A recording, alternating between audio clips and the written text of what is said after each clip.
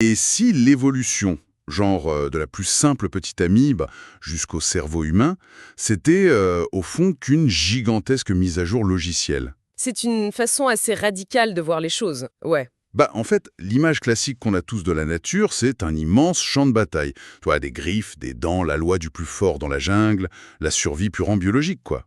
Tout à fait, la vision très rouge sang de l'évolution. Exactement. Mais si on change complètement de perspective et qu'on regarde l'histoire de la vie comme le travail ultra patient d'un ingénieur informatique, ben on découvre une formule mathématique et logique qui est extrêmement stricte. Et c'est là que ça devient fascinant. Là, mais c'est clair. En gros, la nature empile des couches de contrôle, elle écrit des lignes de code de plus en plus complexes pour finir par générer, au final, la conscience. Et c'est exactement le point de départ de notre exploration en profondeur d'aujourd'hui. Salut, je suis ravi de plonger là-dedans. Salut Sam, et je suis ravie d'être là. C'est vrai que cette approche transforme totalement notre grille de lecture habituelle. Pour cette analyse, on va se baser sur un matériel source assez incroyable. C'est un livre fondateur qui a été publié en 1977, ça s'appelle The Phenomenon of Science de Valentin F. Turchin. Oui, un ouvrage vraiment majeur. Et le postulat central de Turchin, c'est d'utiliser la cybernétique pour décoder carrément l'évolution cosmique et biologique. La cybernétique, juste pour qu'on soit bien sur la même longueur d'onde, c'est bien la science des systèmes, de l'information et du contrôle, c'est ça? C'est exactement ça. Et l'immense avantage de cette discipline, c'est qu'elle se moque complètement du substrat physique. Je veux dire par là que l'on étudie une cellule vivante microscopique, un réseau de radars militaires ou même une société humaine entière, la cybernétique utilise exactement le même vocabulaire. D'accord, donc seule l'organisation des flux d'informations compte, au final. Voilà. C'est l'architecture de l'information qui prime. Alors pour comprendre comment cette architecture a fini par coder un esprit capable de réflexion, notre esprit en l'occurrence, il faut remonter vraiment à la base. À la toute première étape, oui. Il faut comprendre pourquoi il y a eu cette nécessité absolue de créer un système nerveux. Le grand tournant d'après le livre, il se situe au moment de la rupture entre le monde végétal et le monde animal. Tout à fait. Et là, il faut garder à l'esprit le moteur de Darwin, c'est-à-dire la survie par un processus incessant d'essais et d'erreurs. Au stade que Turchin appelle l'ère chimique, la préoccupation numéro un des organismes, c'est simplement de capter de l'énergie. Pour survivre quoi? Exactement. Et la source primaire, c'est le rayonnement solaire, donc les plantes développent la photosynthèse, qui est une solution, honnêtement, d'une grande efficacité énergétique. Ouais, on pourrait voir les plantes comme des espèces de panneaux solaires organiques qui seraient fixés sur un toit. L'énergie solaire baigne leur environnement, elle leur tombe littéralement dessus en continu. C'est une très bonne image. La plante, elle n'a aucun besoin fondamental de se déplacer pour se nourrir. Bah non, elle a juste à rester là. Sa seule contrainte dans l'espace, c'est de maximiser la surface de ses feuilles pour capter un max de cette lumière. Mais les animaux, en revanche, se retrouvent face à une contrainte mécanique majeure. Eux, ils sont totalement incapables de traiter l'énergie solaire directe. Ah oui, nous, on peut pas faire de photosynthèse, malheureusement. Ce serait pratique, mais non. Ils doivent l'extraire de la matière. C'est-à-dire qu'ils doivent consommer d'autres organismes qui ont, eux, déjà emmagasiné cette énergie. D'accord. Et si un organisme primitif, disons une petite amibe, reste purement statique dans l'eau, il est totalement dépendant de la vitesse de diffusion passive des nutriments vers sa propre membrane. Et j'imagine que c'est pas très rapide. C'est dramatiquement lent. La physique des fluides fait que cette diffusion est si lente que l'organisme risque de mourir d'inanition, de faim, bien avant que la nourriture n'arrive jusqu'à lui. Ah ouais, donc le modèle du panneau solaire immobile, il devient complètement obsolète pour eux. Complètement. En fait, l'organisme doit devenir une sorte de petit robot aspirateur, genre les fameux Roomba, tu vois? Ouais, c'est exactement la même logique. Pour trouver la poussière sur le sol, enfin la nourriture, le robot peut pas rester sagement branché au milieu du salon. Il faut absolument qu'il bouge. Et même un mouvement qui serait purement chaotique, aléatoire, où il rebondit bêtement contre les murs, bah c'est déjà une bien meilleure stratégie de survie que l'immobilité totale. Voilà, ça c'est vraiment l'aube du mouvement autonome. Mais l'évolution démontre très vite que ce mouvement aléatoire, ça brûle énormément d'énergie pour un résultat hyper incertain. Ouais, c'est pas très optimisé. Pas du tout. Donc la prochaine optimisation logique, c'est le mouvement dirigé, c'est-à-dire se déplacer spécifiquement là où la concentration de nutriments est la plus forte. Ok. Sauf qu'un mouvement dirigé, ça exige une machinerie beaucoup plus complexe. Il te faut des capteurs pour mesurer l'environnement. Ce qui sera plus tard les organes sensoriels, quoi. C'est ça, l'ébauche des sens. Et surtout, il faut un réseau de communication pour transmettre la mesure de ces capteurs jusqu'au moteur physique de l'organisme, c'est-à-dire les muscles. Et c'est à cet instant précis que la biologie bascule de l'ère chimique à l'ère cybernétique. Ok, décortiquons ça un peu, parce que c'est crucial. Dès que l'organisme possède des capteurs, il se met à traiter de l'information. S'il capte un signal qui dit en gros nourriture à gauche, il doit envoyer un message aux muscles pour tourner à gauche. C'est la base de la survie, oui. Et cette survie, elle dépend totalement de l'intégrité de ce message. Je veux dire, si le signal est brouillé en chemin et que l'organisme tourne à droite, il meurt de faim.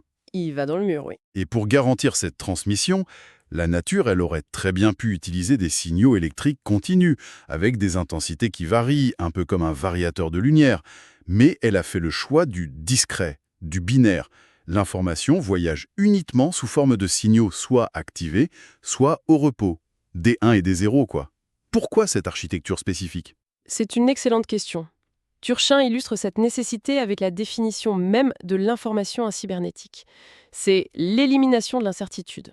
L'élimination de l'incertitude. Ok. Prenons un problème classique de transmission physique.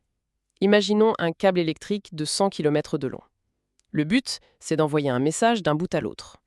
Et on place une station relais tous les kilomètres pour réamplifier le signal, parce qu'il faiblit naturellement sur la distance. Ouais, c'est le principe de base des télécommunications. Exactement. Si on utilise un signal analogique, donc continu, imaginons une tension électrique qui fluctue librement entre 0 et 1 volt, chaque kilomètre de ce câble physique va ajouter une infime perturbation. Quel genre de perturbation? Un petit écart de température dans l'air, une légère résistance du matériau, ce genre de choses. Et à chaque station relais, l'amplificateur ne fait pas que redonner de la puissance au message, il amplifie aussi cette petite perturbation, ce fameux bruit de fond. Ah, je vois le problème arriver. Et Turchin démontre mathématiquement qu'au bout de ces 100 km, les distorsions se sont tellement cumulées que la marge d'erreur atteint 90%. 90%. Ouais. Le signal d'origine est littéralement détruit par le bruit qui a été généré par le propre système de transmission. C'est un peu l'équivalent mécanique du jeu du téléphone arabe, en fait. C'est tout à fait ça. On murmure une phrase avec plein de nuances à la première personne, et après avoir traversé genre 100 intermédiaires, les petites déformations auditives à chaque étape finissent par produire une phrase à la fin qui n'a plus rien à voir avec l'original. Donc le signal continu est beaucoup trop vulnérable. Ce qui est fascinant ici, c'est la parade qui a été trouvée pour vaincre cette dégradation physique de l'information. Si le signal devient discret, binaire, le rôle des stations relais change drastiquement. D'accord, comment ça? Eh bien, le message n'est composé que d'états forts ou d'états faibles.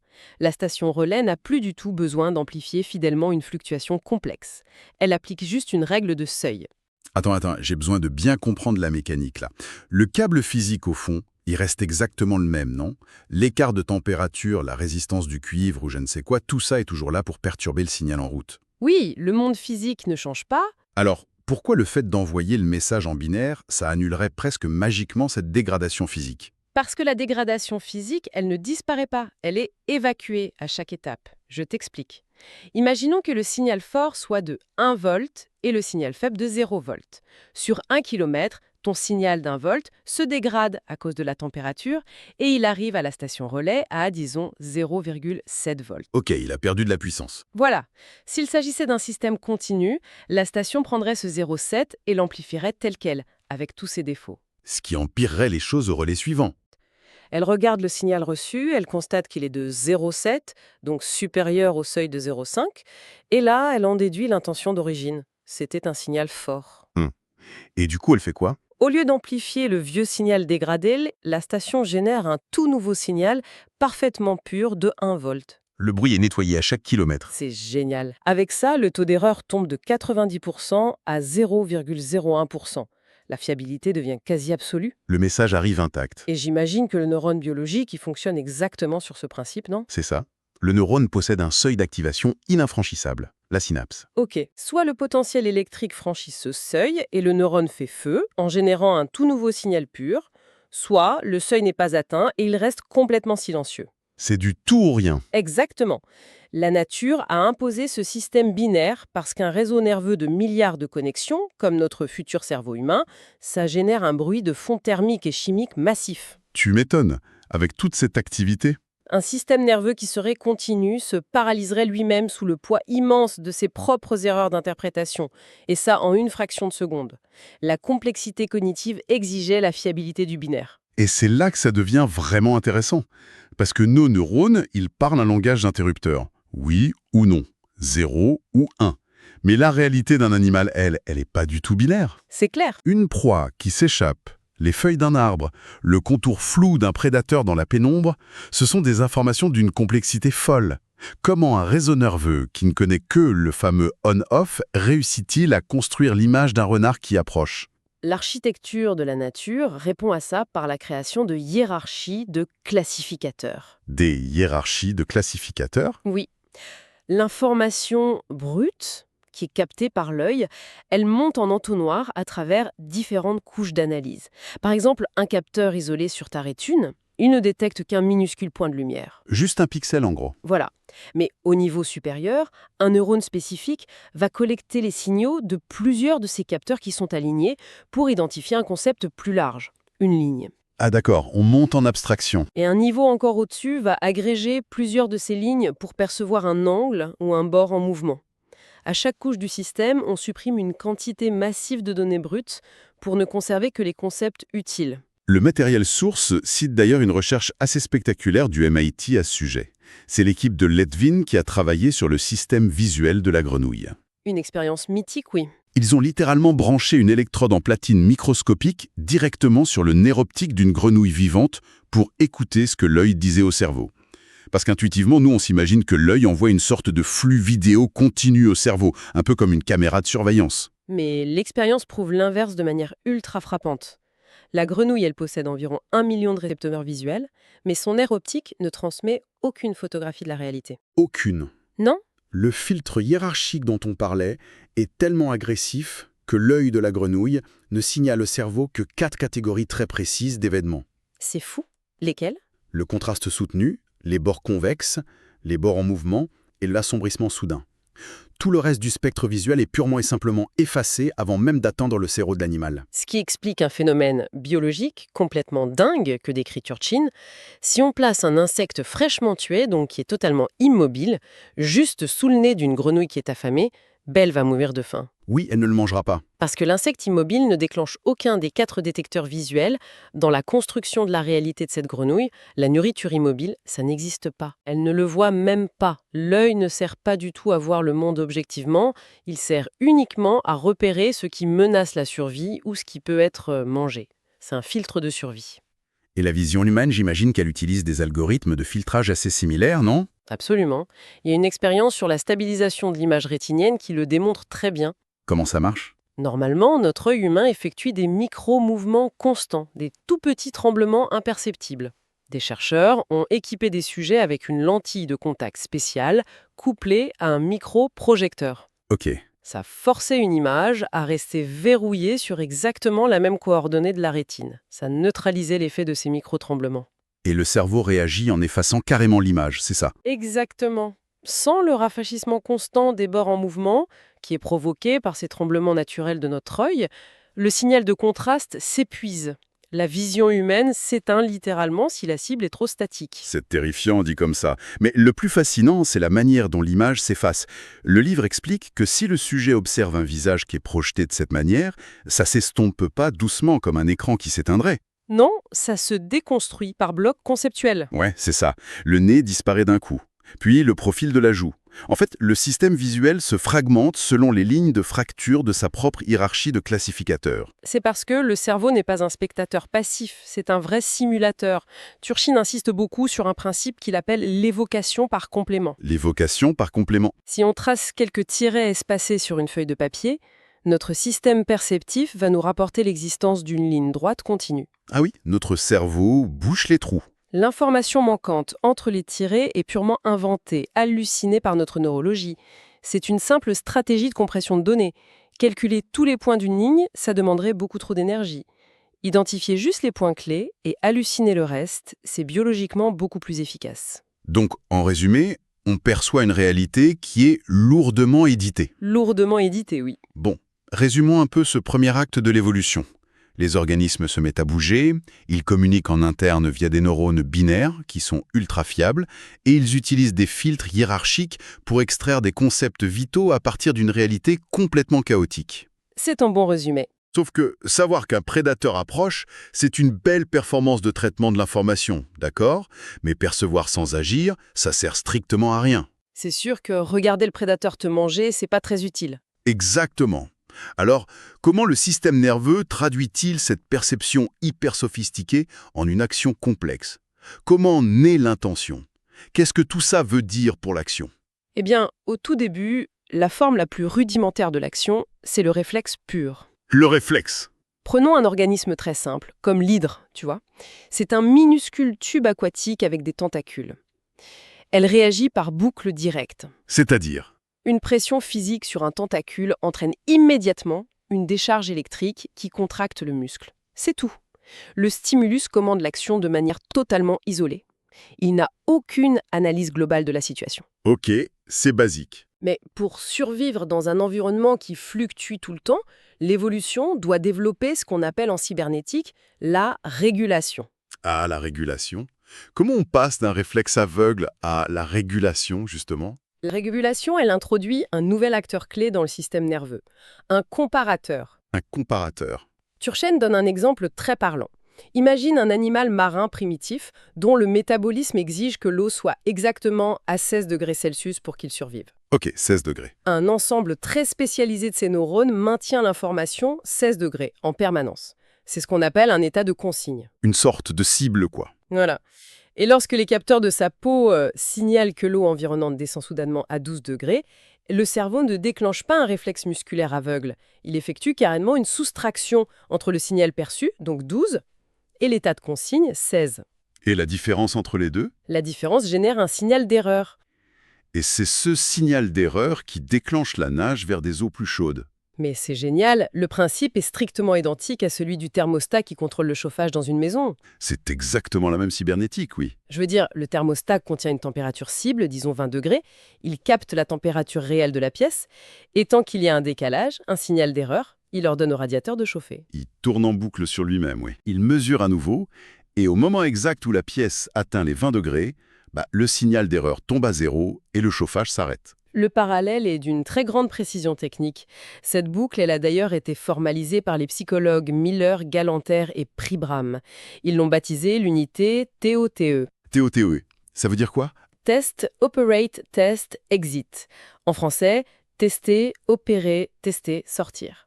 Ce n'est pas seulement un petit concept cybernétique de niche, c'est véritablement l'atome de tout comportement qui est dirigé vers un but. Turchin, dans le livre, utilise une image très concrète pour ça, l'image de quelqu'un qui plante un clou avec un marteau. Oui, très bon exemple. Le but, l'état de consigne qui est enregistré dans le cerveau de la personne, c'est de voir la tête du clou parfaitement alignée avec la surface de la planche. C'est le premier test. On teste la réalité. Le clou dépasse. Et du coup, on opère. On donne un coup de marteau sur le clou. Ensuite, on teste à nouveau la réalité. Le clou dépasse encore un petit peu. L'écart avec le but est réduit, mais il est toujours présent.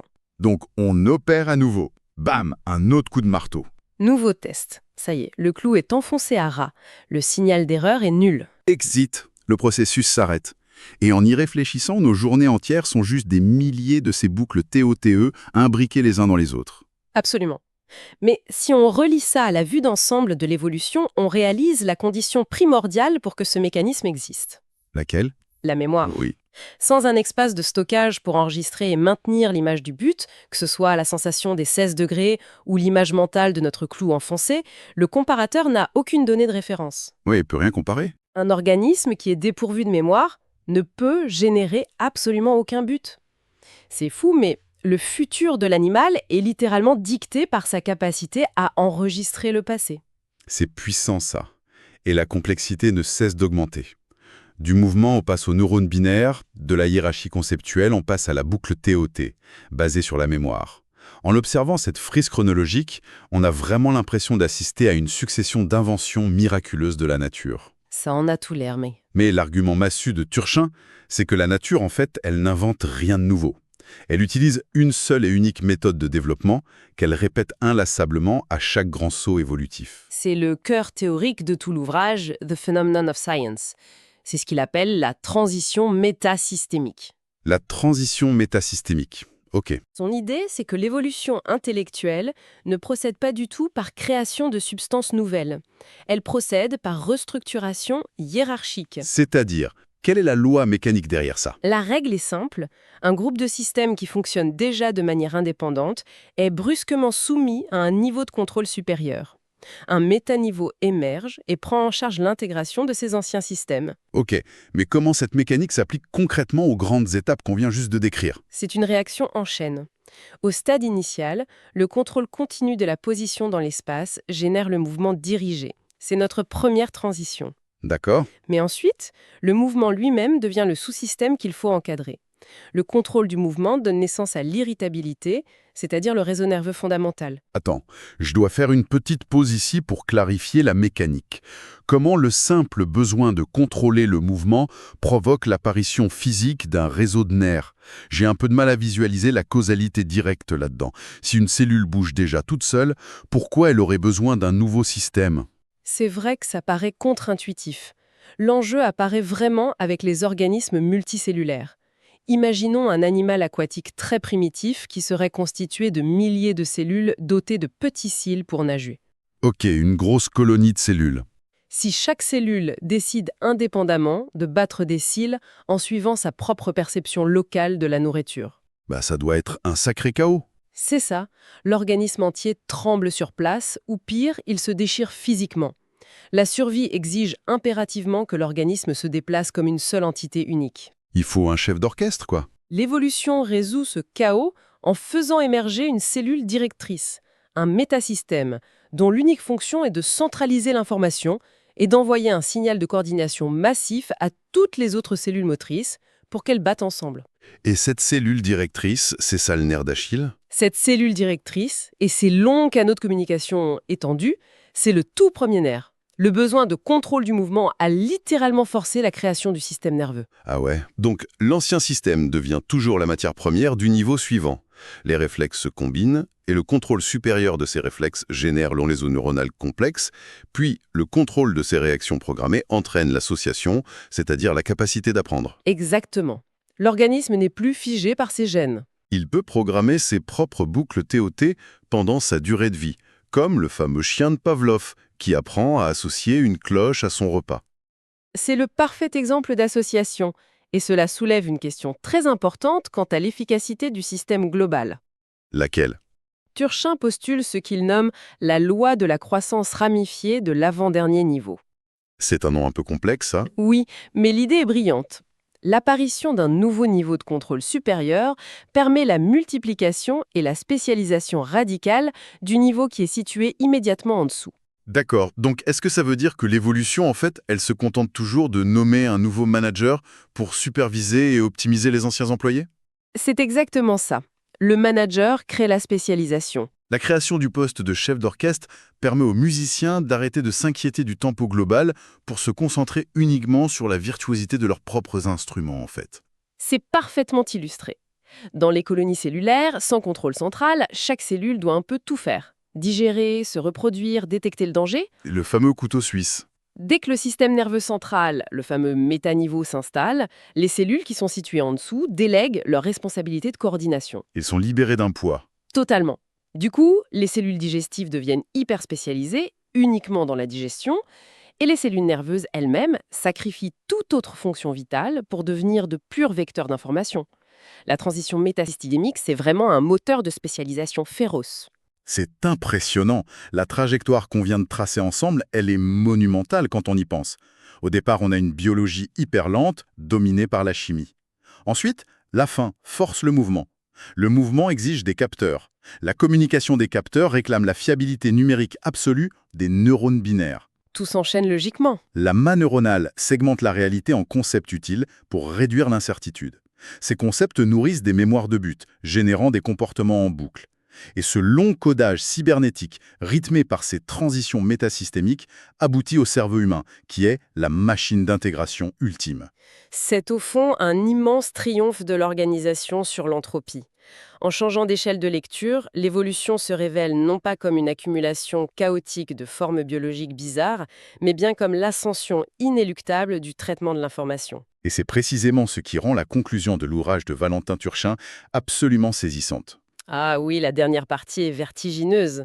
Parce que la règle mathématique de la transition métasystémique, elle n'a aucune raison de s'arrêter brutalement juste parce que l'intelligence humaine est apparue. Turchin analyse la culture humaine, l'écriture, la science, comme la matrice de la prochaine transition qui est en cours de construction. C'est la suite logique de l'équation. Si les cellules biologiques ont jadis sacrifié leur indépendance totale en étant guidées par un système nerveux central pour former un organisme plus grand, le corps humain, Eh bien, la logique cybernétique suggère fortement que nos gigantesques réseaux de télécommunications modernes, notre économie mondialisée et nos bases de données scientifiques agissent aujourd'hui comme les prémices d'un nouveau métaniveau. attends, tu veux dire que nous serions les cellules?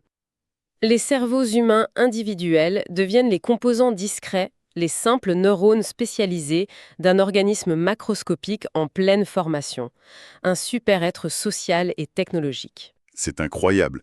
Nous serions donc les sous-systèmes qui sont lentement intégrés sous la direction d'un nouveau manager de niveau planétaire. L'ingénieur naturel continue simplement d'empiler ses couches, oui. Et l'humanité entière n'est, au fond, que la matière première du prochain algorithme cosmique. C'est une perspective qui donne vraiment le vertige. Et c'est une idée ultra puissante à laisser infuser. Merci beaucoup d'avoir décortiqué cette architecture cybernétique avec moi aujourd'hui, c'était passionnant. Avec grand plaisir. L'évolution de l'information n'a pas fini de nous surprendre. C'est la fin de cette exploration en profondeur. Continuez à observer les systèmes qui vous entourent sous un autre angle et à la prochaine.